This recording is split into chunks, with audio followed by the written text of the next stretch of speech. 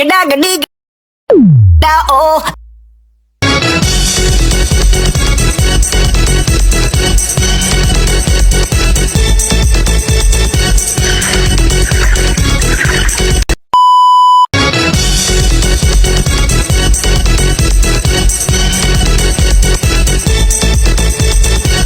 Halo, Assalamualaikum warahmatullahi wabarakatuh. Perkenalkan, nama aku Kaira Safafia Tabina dengan NIM 260501231401402 dari kelas Oceanografi C. Dan aku dari PJK Surya. Oke, dibuatnya video tutorial ini untuk menjelaskan mengenai modul 5 interpolasi dalam SIJ. Oke, karena aku dapat BJK Surya sehingga aku mendapatkan daerah Bangka Belitung pada bulan Juni 2024. Oke, langsung aja kita masuk ke Google Chrome untuk download datanya terlebih dahulu. Kita cari keyword dengan nama CHIPS.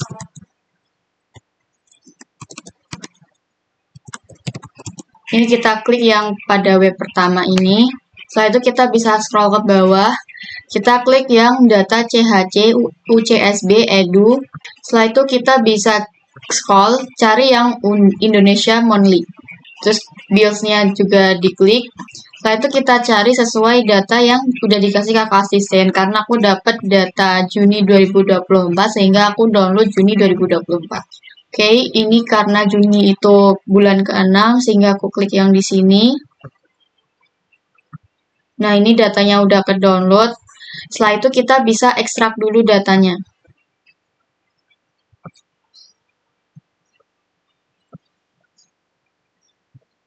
Kita ekstrak terlebih dahulu.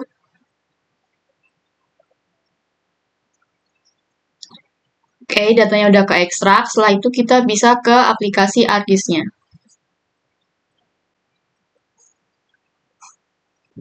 Oke, setelah ArcGIS-nya kebuka, kita bisa cancel ini aja. Kemudian kita bisa add data yang udah kita download tadi. Oke, dalam bentuknya format build ini kita bisa klik, kemudian add. Kita ini klik OK aja. Nah, setelah itu nanti akan muncul peta berwarna hitam putih ini. Setelah itu kita bisa ke Art Toolbox. Ini, karena aku udah ada, jadi aku langsung ke ini. Setelah itu kita bisa klik yang Special Analysis Tools. Kemudian kita klik yang Map Algebra. Kemudian yang Raster Calculator ini kita klik 2 kali. Nah, di sini kita masukin dulu rumusnya, yaitu set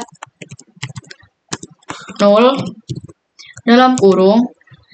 Data yang di layer and variable ini kita klik 2 kali, kemudian ketik lagi kurang dari 0, koma, terus datanya ini kita klik 2 kali lagi, terus kita tutup kurung.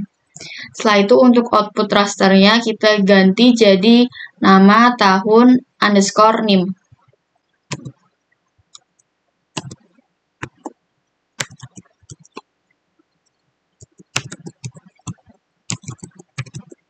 Setelah itu kita bisa klik save. Terus kita bisa klik OK.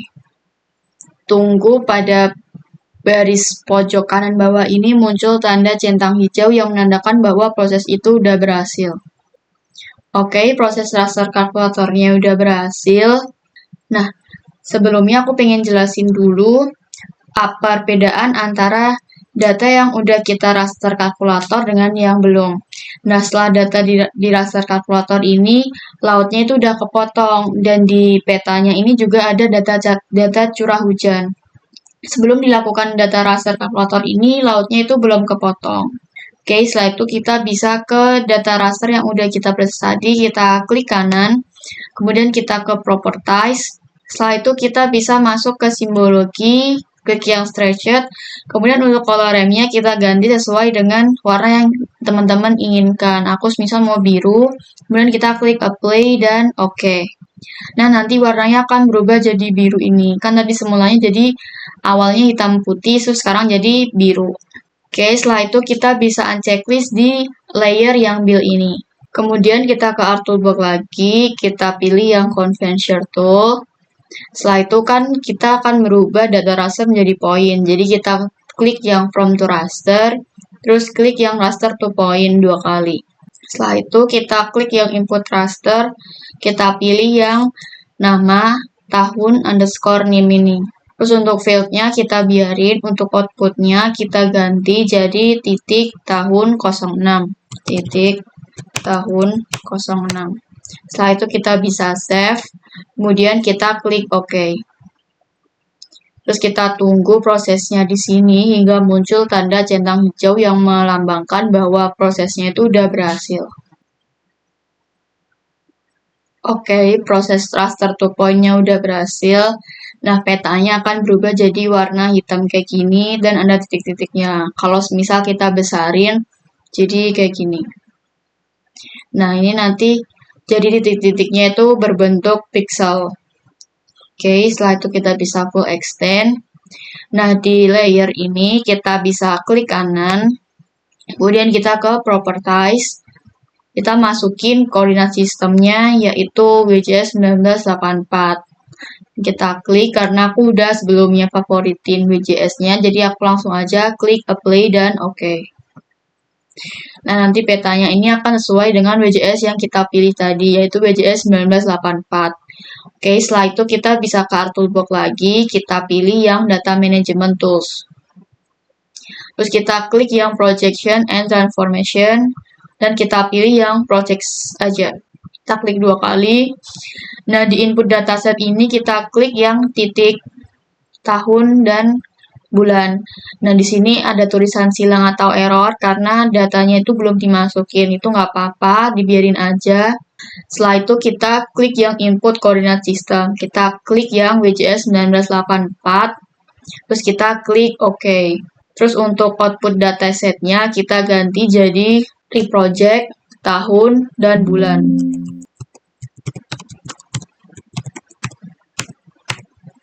Setelah itu kita bisa klik save.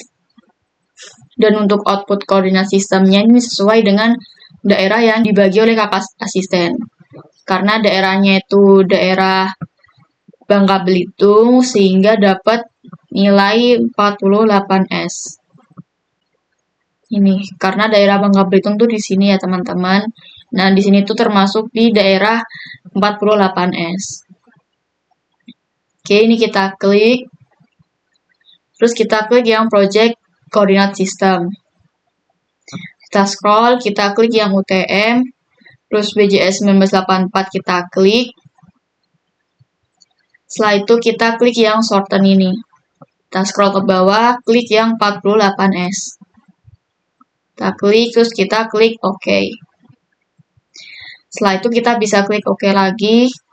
Dan nanti akan muncul tanda centang di sini yang menandakan bahwa prosesnya itu udah berhasil lagi. Oke, proses reproject-nya udah berhasil. Setelah itu kita bisa masukin data reproject-nya ini ke add data lagi. Karena setelah proses reproject ini tuh data reproject-nya tuh belum dimasukin ke layer. Maka dari itu kita klik yang add data. Terus kita masukin data reproject yang udah kita proses tadi. Setelah itu kita klik add. Nah, nanti akan muncul di sini layer itu reproject gitu. Nah, nanti titik-titiknya itu akan bergerak karena kita masukin layer reproject tadi. Oke, setelah itu kita bisa klik kanan di reproject untuk melihat bahwa WJS-nya tuh udah benar 1984 atau belum. Kita klik yang properties, kemudian kita klik yang source. Nah, di sini WJS-nya udah benar ya teman-teman, WJS 1984. Terus kita klik OK aja, karena di sini cuma memastikan bahwa WJS-nya tuh udah benar 1984 atau belum. Oke, setelah itu kita bisa add data untuk menambahkan data Indonesia yang udah dikasih oleh kakak asisten.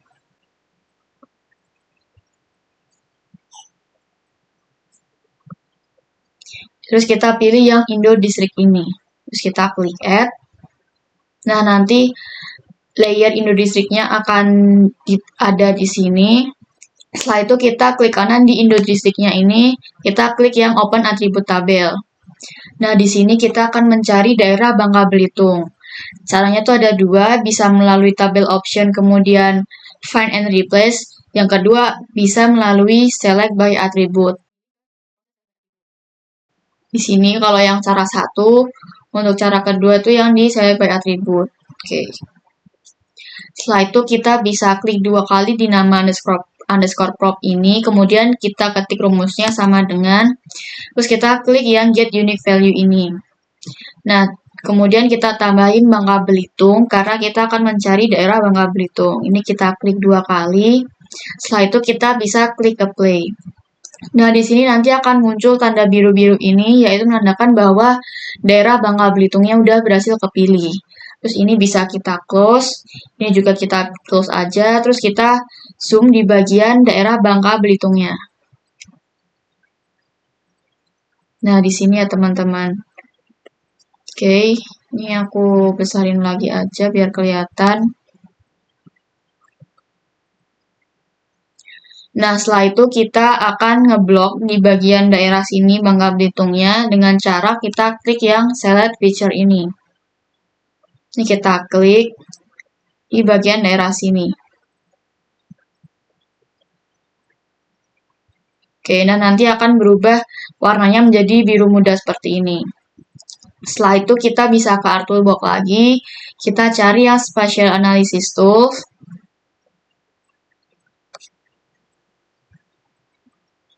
Kemudian kita cari yang interpolasi. Nah, yang pertama kita akan melakukan interpolasi IDW. Ini kita klik 2 kali. Terus untuk input point feature-nya kita ganti jadi reproject, tahun dan bulan.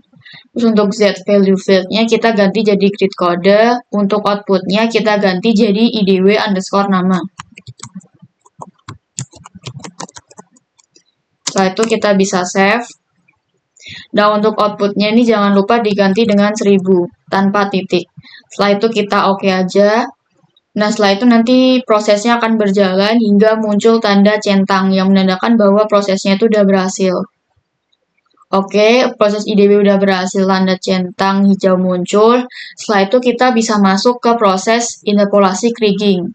Caranya juga sama, kita ke Art Toolbox lagi, kita klik yang Spatial Analysis Tool, interpolasi, dan krigingnya kita klik 2 kali. Setelah itu input point feature-nya kita ganti jadi pre-project juga. Z value-nya kita ganti jadi grid code. Untuk output-nya kita ganti jadi kriging underscore nama. Setelah itu kita bisa save. Nah, untuk output-nya jangan lupa diganti jadi 1000. Setelah itu kita bisa klik OK lagi. Tunggu sampai muncul tanda centang hijau di sini.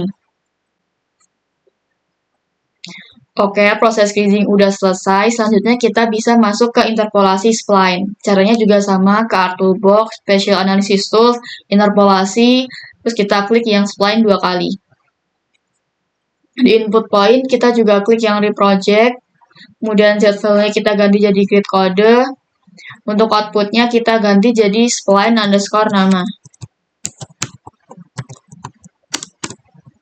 Kita save. Dan untuk output cell-nya jangan lupa diganti dengan 1000. Kemudian kita klik OK. Kita tunggu lagi prosesnya yang menandakan bahwa prosesnya udah berhasil dengan tanda centang hijau di bagian sini. Oke, proses spline-nya udah selesai. Kemudian kita masuk ke bagian proses interpolasi natural neighbor. Caranya juga sama, ke Art Toolbox, Spatial Analysis Tool, interpolasi, dan natural neighbor-nya kita klik 2 kali. Kemudian untuk input point-nya juga sama, reproject. Terus untuk Z value-nya sama, grid code. Untuk output-nya kita ganti jadi natural underscore nama juga. Setelah itu kita klik save. Untuk output-nya jangan lupa diganti jadi 1000. Terus kita klik OK. Terus kita tunggu lagi prosesnya hingga berhasil dengan muncul tanda centang hijau juga. Oke, udah berhasil. Setelah itu kita ganti semua color rem yang dari interpolasi dari IDW, kriging, natural neighbor, dan spline menjadi warna merah biru. Caranya, pada layer natural ini kita klik kanan, kemudian kita pilih yang properties. Setelah itu kita ke simbologi, kita klik yang classified, kemudian color remnya kita ubah jadi merah ke biru ini. Terus kita klik apply dan oke. Nah, cara ini kita samain ke bagian interpolasi yang lain.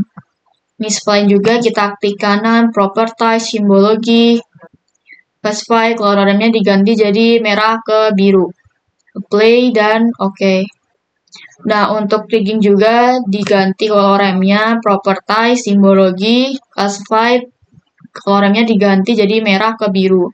Apply dan oke. Terakhir itu IDW, di kanan properties, simbologi, classify, coloremnya ganti merah ke biru. Apply dan oke. Nah, udah untuk coloremnya pada berbagai interpolasi udah diganti jadi merah ke biru. Setelah itu kita bisa zoom to layer.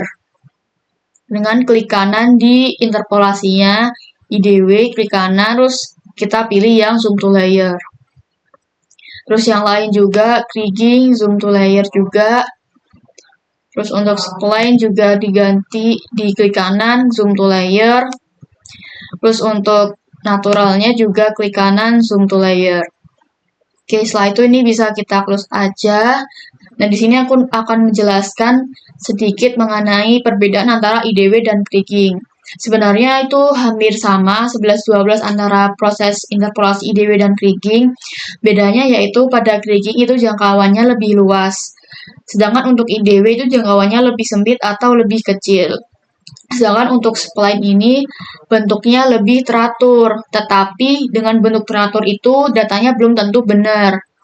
Sedangkan untuk yang dari hasil interpolasi ini itu kebanyakan bentuknya kotak. Sedangkan untuk natural neighbor ini hasilnya tuh lebih ke titik. Jadi mengambil titik terdekat dari tetangganya. Jadi bentuknya itu nggak kotak. Nah, dari interpolasi ini itu kita sesuaiin dengan data yang kita mau olah. Jadi nggak semuanya kita interpolasi, tapi sesuai data yang ingin kita olah gitu. Karena setiap data itu akan berbeda cara pengolahan interpolasinya. Oke, kenapa aku mengambil warna merah hingga biru? Karena itu melambangkan dari curah hujan dan kayak suhu. Nah, yang mempengaruhi curah hujan itu juga suhu. Nah, di sini nanti akan dijelaskan di petanya ini data curah hujan yang merah tuh melambangkan apa dan biru melambangkan apa. Oke, setelah itu untuk layer yang titik dan nama tahun kita bisa unchecklist aja.